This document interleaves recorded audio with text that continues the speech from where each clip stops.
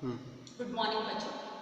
आज हम महाराणा प्रताप के बारे में अध्ययन करेंगे। इसके लिए मैंने 4 वीडियो और हमारा जो पहला वीडियो है उसके अंतर्गत हम महाराणा प्रताप के प्रारंभिक जीवन जो है उसके बारे में अध्ययन करेंगे। उसके साथ ही हम महाराणा प्रताप के समय मेवाड़ की तत्कालीन परिस्थितियां किस प्रकार की रही थी उसके बारे में अध्ययन करेंगे। दूसरा जो हमारा वीडियो है उसमें हम अकबर के द्वारा युद्ध करने से पूर्व महाराणा प्रताप जो उसको समझाने बुझाने के लिए किस प्रकार से प्रयास किए गए थे और किस किस को भेजा गया था इसके बारे में अध्ययन करेंगे। इसके साथ ही हल्दी घाटी का युद्ध जो है उसके बारे में अध्ययन करेंगे। तीसरा जो हमारा वीडियो है उसमें हल्दी घाटी के युद्ध से पूर्व किस प्रकार से व्यूह रचना की गई थी, अर्थात दोनों ही दल जो उन्होंने अपनी सेना जो उसका संगठन किस प्रकार से किया था उसके बारे में अध्ययन करेंगे। फिर युद्ध का श्रीगणेश किस प्रकार से किया गया था उसके बारे में और फिर बाद में युद्ध का निर्णय क्या हुआ था उसके बारे में अध्ययन करेंगे। चौथा जो हमारा वीडियो है उसमें युद्ध के बाद में गोगुंडा में शाही सेना की किस प्रकार से दुर्दशा हुई, फिर बाद में प्रताप की सैनिक पराजय जो वो किस वजह से हुई, किस कारण से हुई उसके बारे में अध्ययन करेंगे। फिर बाद में हम युद्ध का महत्व और उसके परिणाम जो उसके बारे में अध्ययन करेंगे। महाराणा प्रताप। आज हम महाराणा प्रताप के बारे में अध्ययन करेंगे। सबसे पहली बात आती है उनका जन्म और उनके जीवन के बारे में। हम जानते हैं कि महाराणा प्रताप का जन्म ज्येष्ठ शुक्ला 3 विक्रम संवत 1597 उसके अनुरूप 9 मई 1540 को हुआ था। उनकी माता का नाम जयवंती बाई और पाली के अखेराज सोनगरा चौहान की वो पुत्री थी, अर्थात उसका ननिहाल जो था वो ये था। और महाराणा उदय सिंह जो थे उनके 20 रानियां थी और इनमें कुल मिलाकर उनसे 17 पुत्र पैदा हुए थे। प्रताप उदय सिंह के सबसे बड़े पुत्र थे, परंतु अपनी मृत्यु से पूर्व उसने अपनी चहेती रानी भटियाणी रानी के प्रभाव में आकर उसके पुत्र जगमल को अपना उत्तराधिकारी बना दिया था।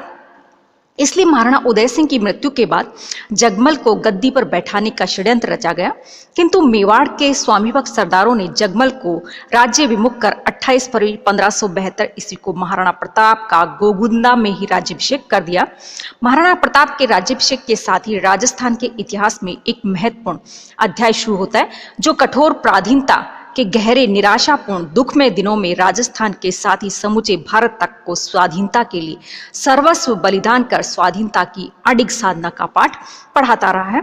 उधर जगमल नाराज होकर अकबर की सेवा में चला गया और अकबर ने उसे जहाजपुर का परगना देकर शाही मनसबदार बना लिया। उसके बाद में 1581 ईस्वी में अकबर ने उसे सिरोही का आधा राज्य भी दे दिया, लेकिन उसके भाग्य में राज्य का सुख नहीं लिखा हुआ था। अपने साले के साथ उसका मनमुटाव होने के कारण दोनों की लड़ाई में 1583 ईस्वी में जगमल मारा गया। इधर गोगुंदा में राज्याभिषेक होने के बाद महाराणा प्रताप कुंभलगढ़ गया और वहीं से मेवाड़ पर शासन करने लगा। नेक्स्ट बात आती है कि मेवाड़ की उस समय परिस्थितियां किस प्रकार की रही थी, अर्थात मेवाड़ की तत्कालीन स्थिति। कि महाराणा प्रताप के लिए मेवाड़ की गद्दी जो थी वो कांटों की सेज सिद्ध हुई। लंबे समय से युद्धों के कारण मेवाड़ की राजनीतिक, आर्थिक और सामाजिक व्यवस्था जो थी वो पूरी तरह से खराब हो चुकी थी। चित्तौड़ के साथ मेवाड़ के अनेक क्षेत्र मांडलगढ़, बदनौर, बागोर, जहाजपुर, रायला आदि पर मुगल आधिपत्य हो चुका था और 1567 ईस्वी तक जोधपुर, बीकानेर, जैसलमेर, आमेर आदि के शासक जो थे उन्होंने भी अकबर की अधीनता को स्वीकार कर लिया और उनके साथ में वैवाहिक संबंध भी स्थापित कर लिए थे। मेवाड़ को उत्तर, पूर्व और पश्चिम में मुगल प्रदेशों से घेर लिया गया था और मेवाड़ की केवल दक्षिण और दक्षिण पूर्वी सीमा मुगल प्रभाव से अछूती रही थी। 1567 ईस्वी में अकबर द्वारा चित्तौड़ पर किए गए आक्रमण के कारण मेवाड़ के श्रेष्ठ योद्धा मारे जा चुके थे और मेवाड़ नितांत साधनहीन हो चुका था।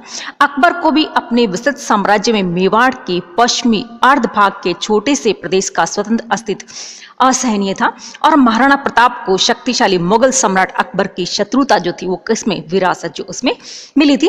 और ऐसी परिस्थितियों में महाराणा प्रताप के सामने मात्र 2 ही विकल्प थे। पहला, या तो किसी अन्य राजपूत शासकों की भांति मुगल सम्राट अकबर की अधीनता को स्वीकार कर ले और अपना शांति पूर्वक राज्य का सुख जो उसका उपभोग करे, और दूसरा उसके सामने ये था कि स्वाधीनता के साथ अपने वंश का सम्मान बनाए रखे। यद्यपि कहा जाता है कि वह इस बात को बहुत अच्छे से जानता था कि अकबर की अधीनता स्वीकार न करने का परिणाम कठोर और साधनहीन जीवन और लंबा युद्ध होगा, फिर भी महाराणा प्रताप ने अपने वंश, गौरव और मेवाड़ की मान मर्यादा को बनाए रखने के लिए ये वाला विकल्प जो है चुना, क्योंकि वह अपने राज्य की स्वतंत्रता जो उसको बनाए रखना चाहता था और मेवाड़ की स्वाधीनता की रक्षा करना अपना सबसे बड़ा धर्म समझता था।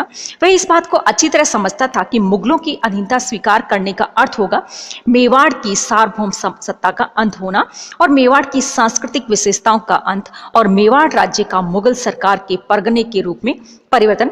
ऐसी स्थिति में वह स्वयं भी मुगलों का एक जागीरदार मात्र रह जाएगा और उसे शाही दरबार में उपस्थित होना पड़ेगा अथवा अपना प्रतिनिधि भेजना पड़ेगा और यहाँ तक कि अपने पैतृक अधिकारों के लिए भी सम्राट से स्वीकृति लेनी पड़ेगी। ये सारी स्थिति महाराणा प्रताप जैसे स्वाभिमानी पुरुष के लिए बड़ी ही घोर और अपमानजनक थी। फिर मुगलों से वैवाहिक संबंध स्थापित करने तथा मुगल हरम में सुशोधिया कन्याओं को भेजने की कल्पना मात्र से कहा जाता है कि वह सिहर उठता था, क्योंकि वह अपने वंश की शौर्यपूर्ण परंपरा तथा राजपूतों के पवित्र रक्त की विशुद्धता में विश्वास रखता था और अपने कुल पर कलंक का टीका लगाने वाले वह प्रथम व्यक्ति नहीं बनना चाहते थे। इसलिए युद्ध की तैयारी के अलावा उनके पास में अन्य कोई भी विकल्प नहीं बचा था। प्रताप ने बड़े ही आत्मविश्वास के साथ युद्ध की तैयारी जो उसको आरंभ कर दिया। उसने मेवाड़ के स्वामी भक्त सामंतों एवं आदिवासी भीलों के सहयोग से एक शक्तिशाली सेना संगठित कर ली और मेवाड़ की राजधानी कैलवाड़ा से ले गया तथा मेवाड़ी जनता में साहस एवं उत्साह का नवसंचार किया। इस प्रकार प्रताप ने अपने देश की स्वतंत्रता और सिसोदिया राजपूतों की मान मर्यादा बनाए रखने के लिए मेवाड़ी जनता को एकता के सूत्र में बांध दिया। 1568 ईस्वी में चित्तौड़ विजय के बाद अकबर ने 4 वर्ष तक मेवाड़ पर कोई सीधा अभियान नहीं किया, केवल सैनिक दबाव डालने के प्रयत्न किए थे और अकबर ने मुगल अधिकृत मेवाड़ी भाग में अपने सैनिकों के दल तैनात कर मालगुजारी की व्यवस्था और अन्य ऐसी ही मुगल शासन की सामान्य बातों को प्रचित कर दिया। अकबर अपने समय का श्रेष्ठ राजनीतिज्ञ था। उसने राजपूतों से मैत्री संबंध स्थापित करके अपने साम्राज्य की सुरक्षा का आधार ढूंढ लिया था। वस्तुतः उसकी सफलता का रहस्य भी यही था। उसने राणा से नाराज होकर आए हुए लोगों को जागीरें प्रदान कर राणा से हमेशा के लिए विमुख करने का प्रयास किया और वह राजस्थान के सभी शासकों को नतमस्तक कर राष्ट्रीय एकता स्थापित करना चाहता था। चित्तौड़ विजय के बाद 4 वर्ष तक मेवाड़ के प्रति उदासीन रहने के संबंध में डॉक्टर गोपीनाथ शर्मा जो उन्होंने लिखा है कि इसका मुख्य कारण था प्रताप को वह सोचने का पर्याप्त समय देना चाहता था कि दिल्ली के बादशाह के साथ मैत्री स्थापित करना उसके हितों के अनुकूल है या प्रतिकूल। डॉक्टर शर्मा का कहना है तर्कसंगत प्रतीत नहीं होता कि प्रताप ने तो अपने बाल्यकाल से मुगलों का विरोध करना ही सीखा था और मुगल विरोधी नीति तो उसे विरासत में ही मिली थी। प्रताप के सामने उन राजपूत शासकों का उदाहरण भी विद्यमान था जिन्होंने अकबर की अधीनता स्वीकार कर अपनी बहन बेटियों को मुगल हरम में भेज दिया था। इन सभी कारणों के फलस्वरूप सुख शांति और संपन्नता का उपभोग कर रहे थे और दूसरी ओर उसके सामने अपने पिता की मुगल विरोधी नीति का परिणाम भी विद्यमान था, जिसमें वह अभी तक घने जंगलों और पहाड़ों की खाक छानता फिर रहा था। अतः उसके सामने मुगलों से मैत्री करने और शत्रुता रखने दोनों के परिणाम मौजूद थे। ऐसी स्थिति में प्रताप को न तो सोचने के लिए समय की आवश्यकता थी और न ही अकबर ने उसे कोई ऐसा समय ही दिया होगा, बल्कि चित्तौड़ विजय के बाद 1569 ईस्वी में अकबर रणथंभौर अभियान में लगा रहा और उसके बाद वह अजमेर के ख्वाजा मोइनुद्दीन चिश्ती जो उसकी दरगाह पर जियारत करने के लिए चला गया और वहां से नागौर गया, जहां राजपूत शासकों ने उपस्थित होकर उसकी अधीनता स्वीकार कर ली और बाद में वह जोधपुर के शासक चंद्रसेन के विरुद्ध अभियान में उलझ गया। अतः उसे मेवाड़ की तरफ ध्यान देने का अवसर नहीं मिला था।